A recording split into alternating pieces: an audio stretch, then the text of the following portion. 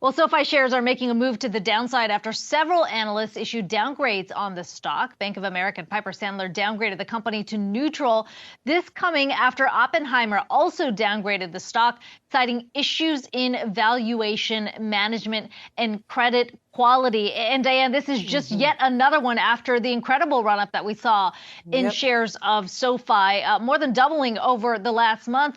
Seems like valuation, certainly one that we've heard over and over from analysts, although the case for upgrading the stock has been sort of the overhang from the student loan pause being removed. Exactly. Like the B of A note didn't seem bearish about where their status was on it, downgrading it to a neutral. They say because of the move over the 100% move over the past month compared to a 7% increase in the S&Ps.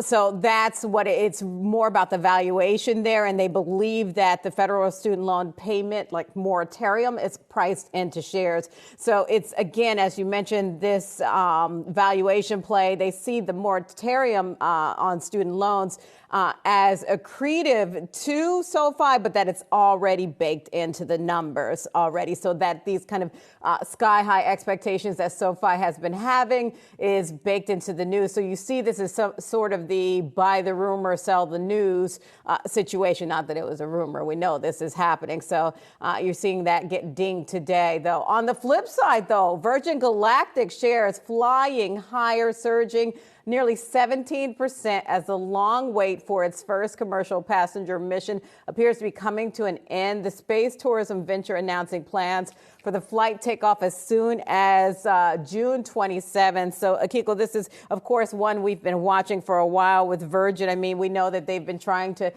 head into space for a while with regard to space tourism, selling 800 tickets. Those were pricey tickets, if you remember.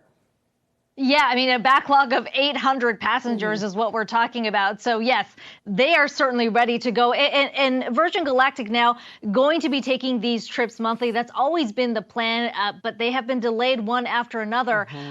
We should point out, by the way, this isn't just a leisurely trip for billionaires. The first trip is going to be members from the Italian Air Force and the National Research Council of Italy. They're going to be going into the edge of space to conduct what they have described as microgravity research. The stock, by the way, though, has lost more than 90% of its value since that very public trip that Richard Branson took last year. So certainly looking to gain some momentum here on the back of that, at least for one day. Positive news coming through with that stock up about 17%.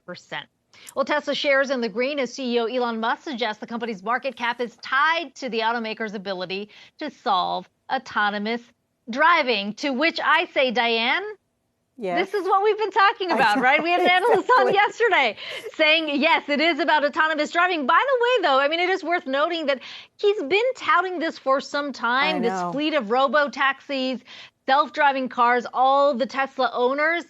That first timeline, he said, would be 2020. And here we are in 2023. I know.